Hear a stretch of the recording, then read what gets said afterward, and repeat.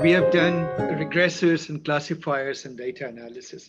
I want to, as a change at the end of the day today, do something fun and essentially go to the roots of data visualization.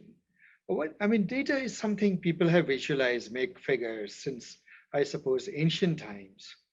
But there is one visualization that, in some sense, is a milestone. Many people believe that, in a more formal sense, data visualization started with this particular visualization, this very effective visualization.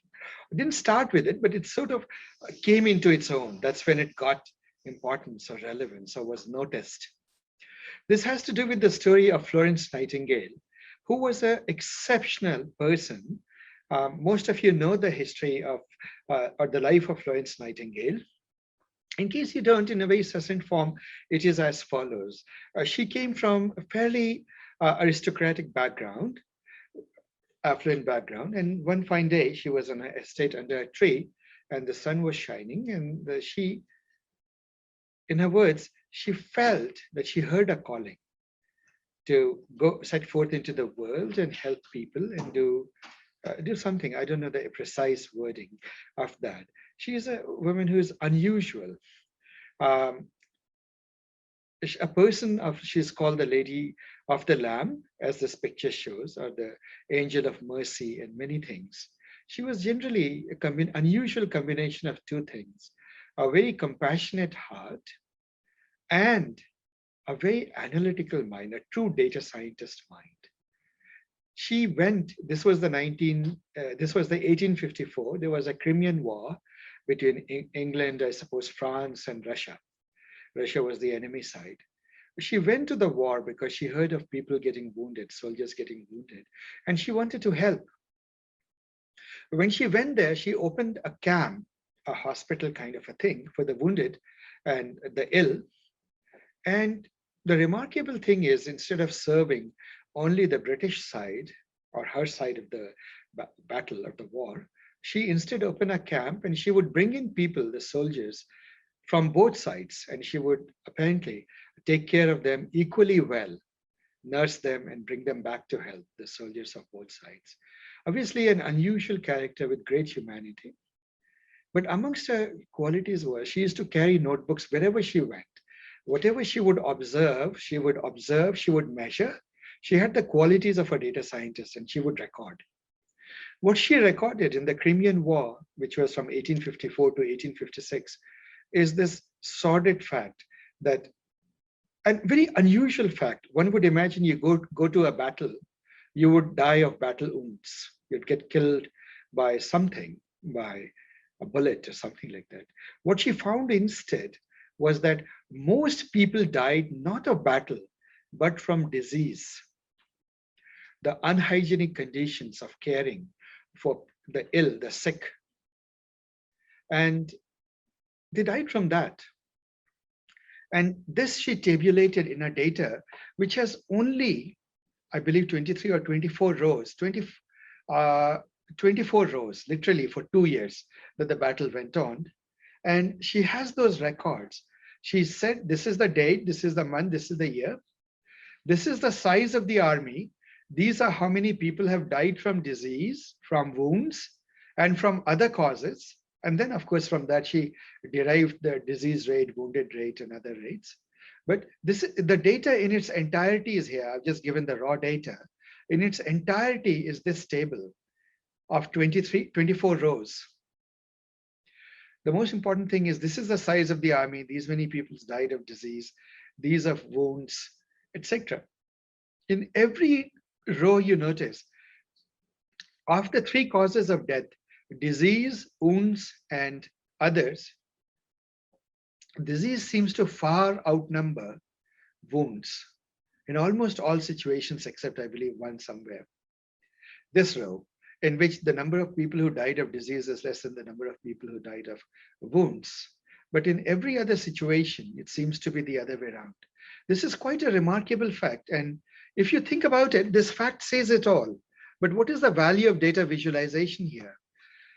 This is a table. In a war, many tables of data are gathered and tabulated and kept in note into books and journals and forgotten. What she did is she took this data, and now let's do this. Today, what would we do? We would make a bar plot.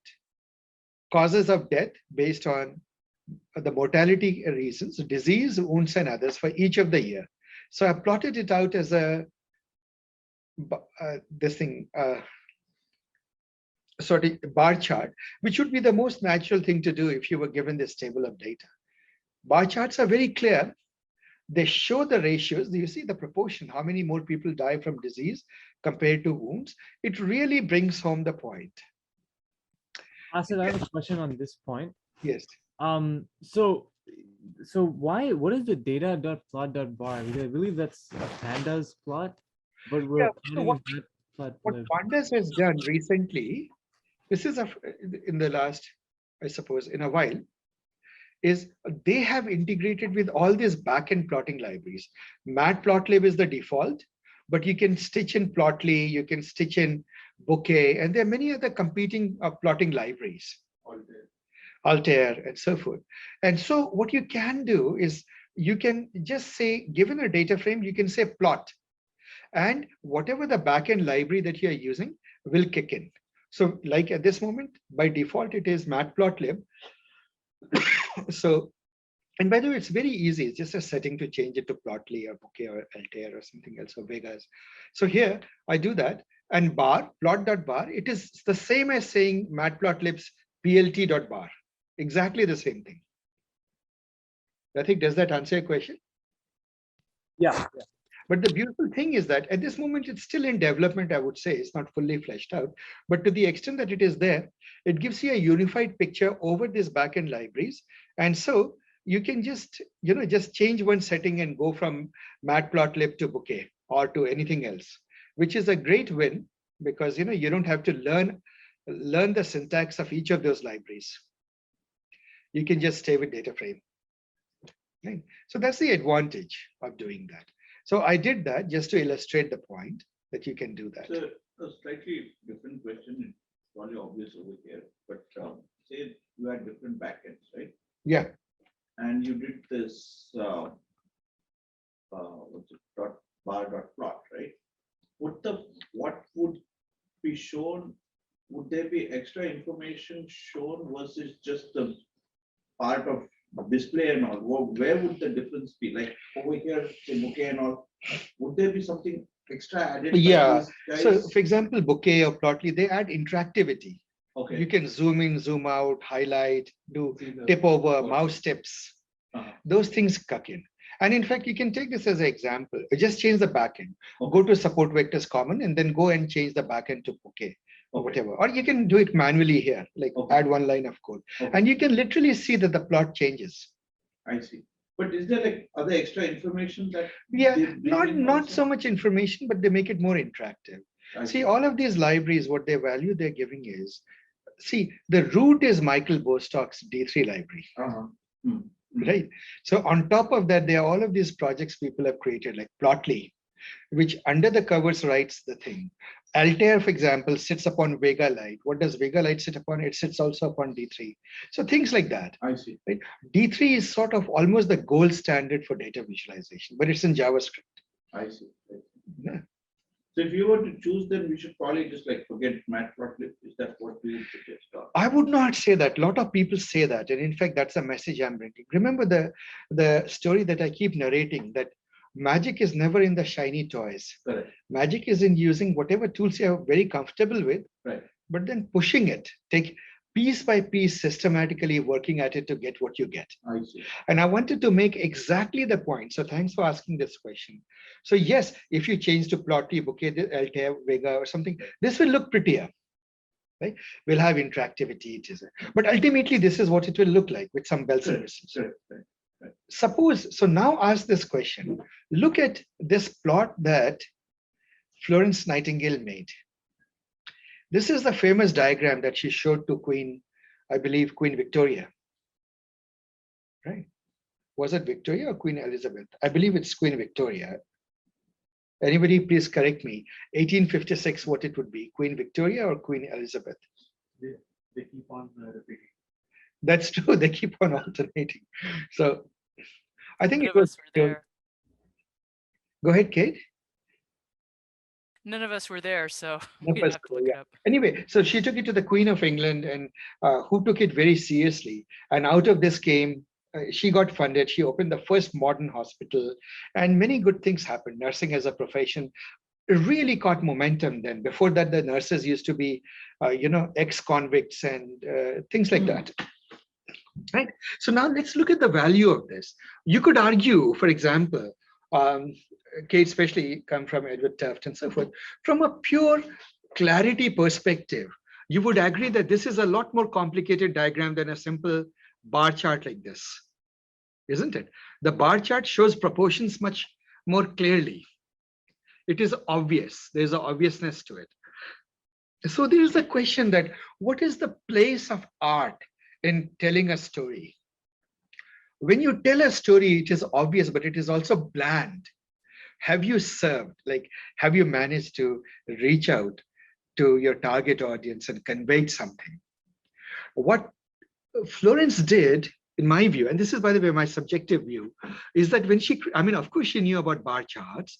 What she did is she took the bar chart and she converted it into polar plot, a radial kind of this beautiful plot that are the famous two roses of Florence. And what she showed, interpretation is the area of each of these arcs or segments is proportional to the number of deaths.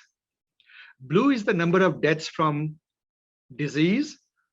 This salmon color is the number of what she calls red, is the number of deaths from battle wounds, and gray is the black, what she calls black, but is gray, is the number of deaths from other causes.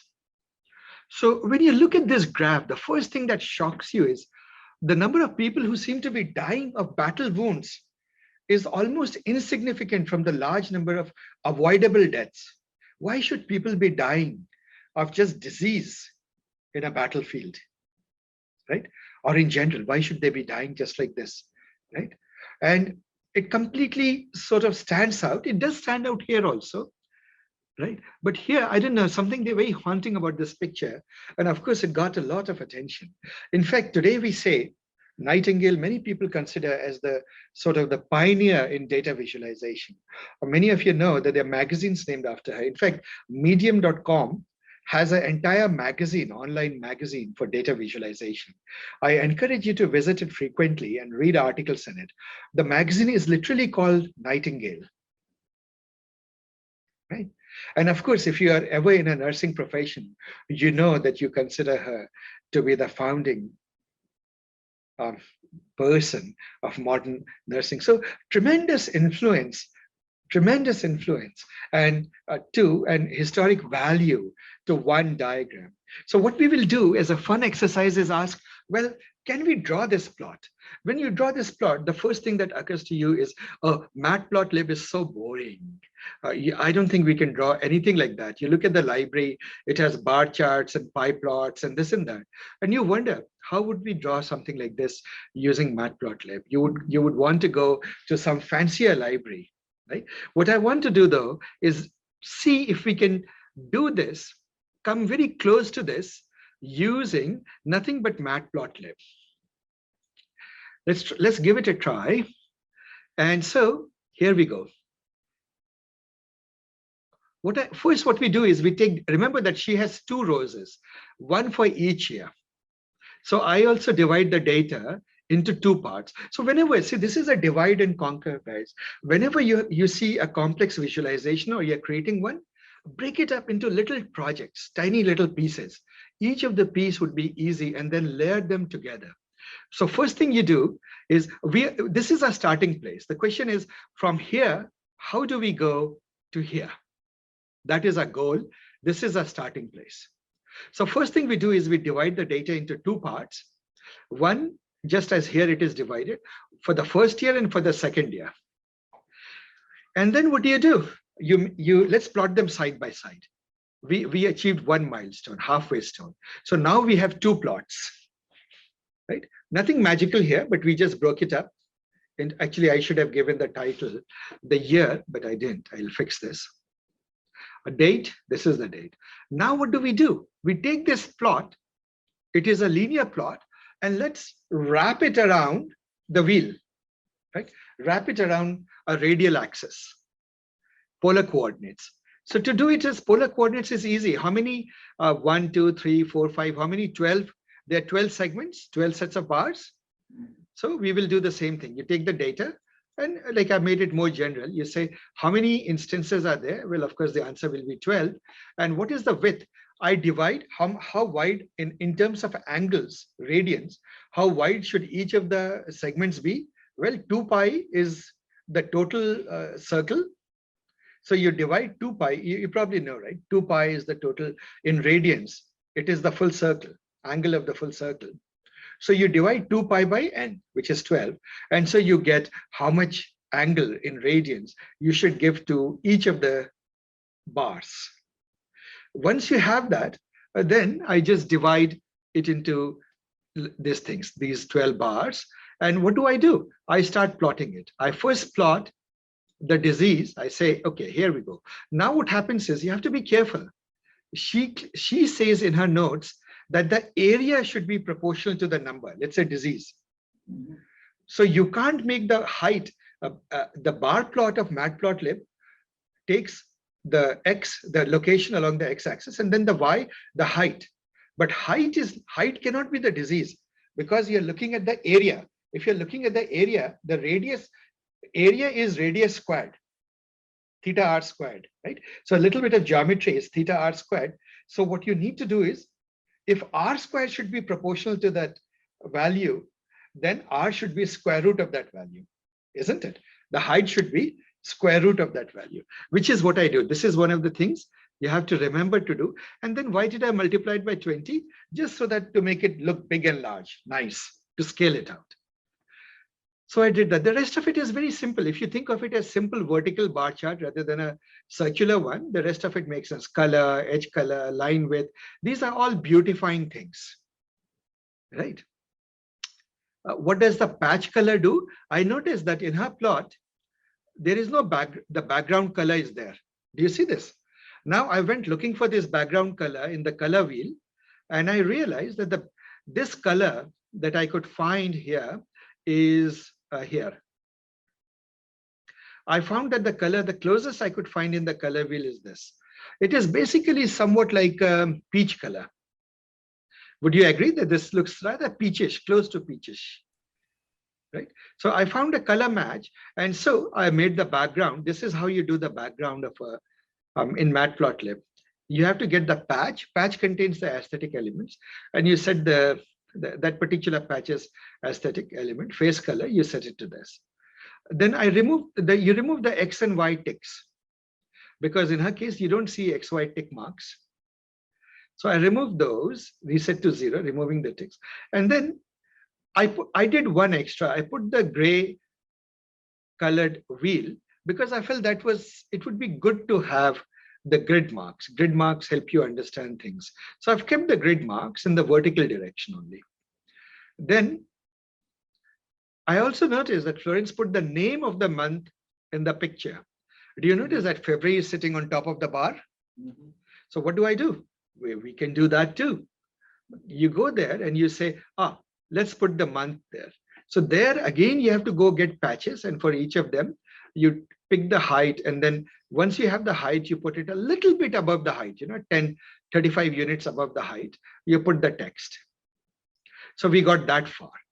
And this was the most complex part. After that, the showing the from wounds, death from wounds, simple bar chart, nothing new, absolutely nothing new.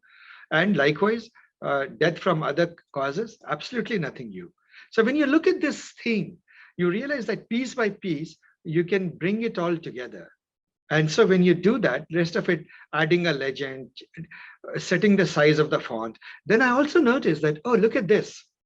She uses this beautiful handwritten font. She handwrote this text, isn't it? And you would agree that she had absolutely beautiful handwriting, or she used a person who had a beautiful handwriting to help her. This is really beautiful handwriting. The closest font I could find to that was, I looked around and said, so here is the text. I literally quoted the text that she has in as similar a way as she did. In those old days, it was common to put the first sentence to stand out to the left. I did that. And then what was the font? You can do it. Actually, I was going to use Google Fonts, but at that time I couldn't make it work. So I just took the font that is closest to it within Windows. It was this font, Blackadder ITC. It looked to be the closest font to it. So I set that as the font. Do you notice this line here? Set text. And these are the coordinates of where to put the text, right? And these are just little, the details. You do. Then I noticed that she has a title and subtitles. She has a title here. In Matplotlib, you call it the super title when you have two subplots. And these are the titles of the plot, 1 dot, 2 dot. So I put that exactly. All I had to do is reproduce the text as it is. Do you see left, right? And so this is the picture I came up with. I'll let you judge. Wow, nice. Applause. Very nice. This is it. And so, yeah, by the way, a lot of people gave feedback on this. Kyle helped and Kate helped and Harni helped and so forth. So this is it. So this is the point that I'm trying to make is you can take a visualization and don't feel that, I can't do it. Just break it up into small pieces, right? And do one piece. You can't do everything in one go. It will take you a day or two. Break it up into small piece. Do piece by piece. Just like artists, they don't paint a masterpiece in one afternoon. What they do is they have a project. Every day they do a little bit of the project. Put one piece of the puzzle together. They search, solve the problem, because everything you have to search. How do I move this here? How do I put those months on top of the bar, right? So everything is a little puzzle that you have to go solve. So piece by piece, solve that puzzle. And then at the end of it, after some time, you will find that you have actually pulled it off, something that looks difficult. If you look at this and you ask people, you did it in Matplotlib, unless people are experts at Matplotlib, they would say, no, you can't do it, right? It doesn't give you support, but actually it does. Most of these libraries are richer than you think. And well, here it is. Right? So, and here is it for comparison for you. So let me put these things side by side, sorry, and let you, even smaller, let you, now you can't read the text, but let you compare the two pictures, right? This is it. And you can get close, right? You can get close. I will put a few more visualizations like this, which look complex. Try to break them up into small pieces and see if you can pull them off. Because when you pull them off, first of all, it's a delight to be able to reproduce masterpieces. In art, in painting, in photography, one of the great lessons is the right way to learn in the beginning is just to copy the masters and reproduce the masters.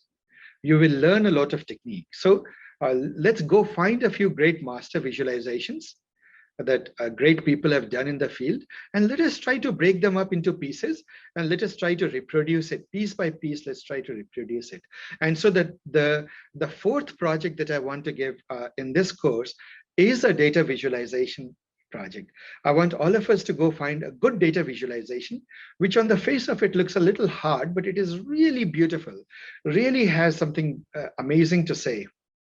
And then let's make it a project that as a team, you try to reproduce it using what we have learned so far.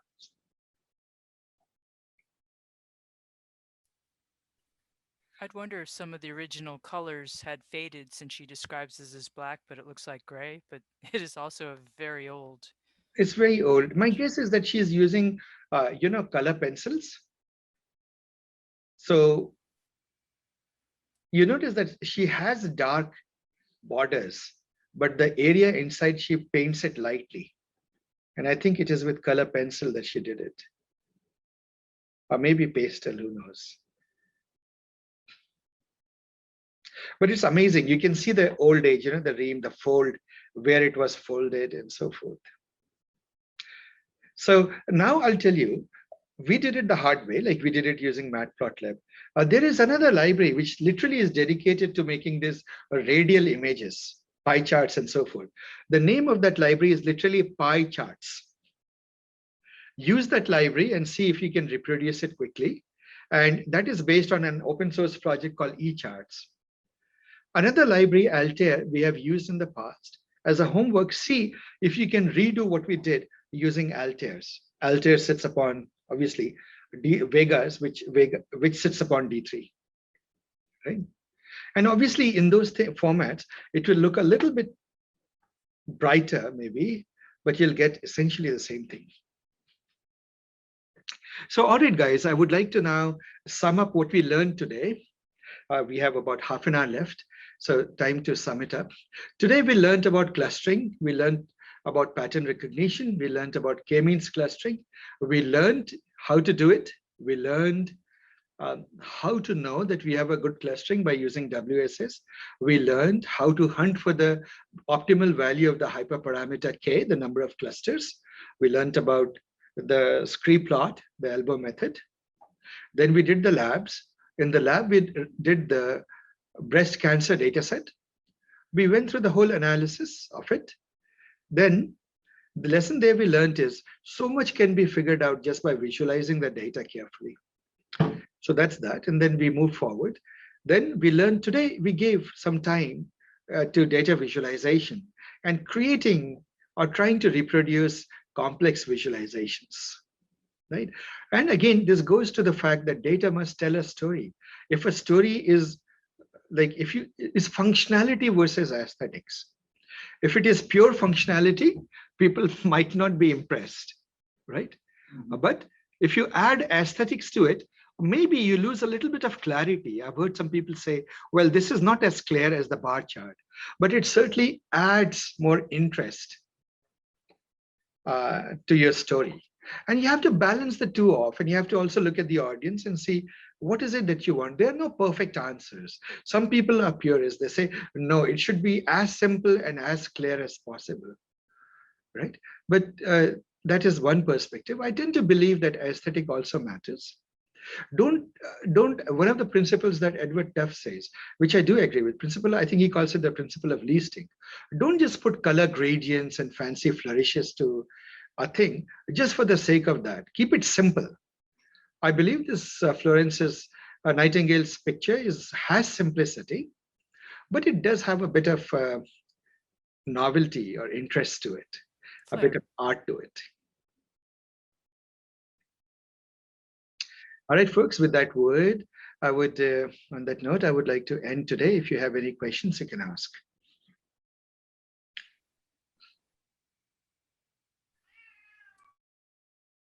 So can you kind of briefly go through the hierarchy of this? I'm taking a look at it, like there is Altair, then Vega Lite, and then Vega D3 and JavaScript. Oh, there are many. Python is a universe of visualization libraries. It is like a wild, wild west at this moment. Is it? Yeah. So become good with Matplotlib foundationally, and then experiment with different things and see which one you like. Okay. Yeah, that's it. If you notice that those interactive notebooks I created using Altair, which is sitting upon Vega Lite. Right. So things like that, you know, So but become, yeah, that's it. All of these are good. See, it's always the same thing. Blokes like us, we buy fancy camera equipment, and all we do are take hilarious pictures, like ridiculous pictures. And then a great artist will take his used equipment, old equipment, and on the same scene will come and he will find things and he will take pictures that make their way into National Geographic. Right? So the difference is not the tool, it's the person behind the tool. So that's what it comes to. So this you did completely Matplotlib. That's what you're trying to. Pure math. I'm just showing that, see, it is not the tool. You can go do using pie charts, you can quickly do it, or Altair will look flashier. But hey, I said that you could come almost, not See, she has handwritten those things. So those fonts don't exist. But barring the existence of the fonts, one would argue that this is as close as you can get to the original, isn't it? Right. And I didn't use any fancy library. Good. So here, if you change the backend, so this is very specific to Matplotlib, right? Yeah. But if you change the backend to say Altair or something, this will Your code will have to change. code will have to change. Okay. So that's what I was trying to understand. Is that something that kind of No, goes for the that is what Pandas is trying to do at this moment. okay. But they're at a very early stage. Uh-huh. Yeah.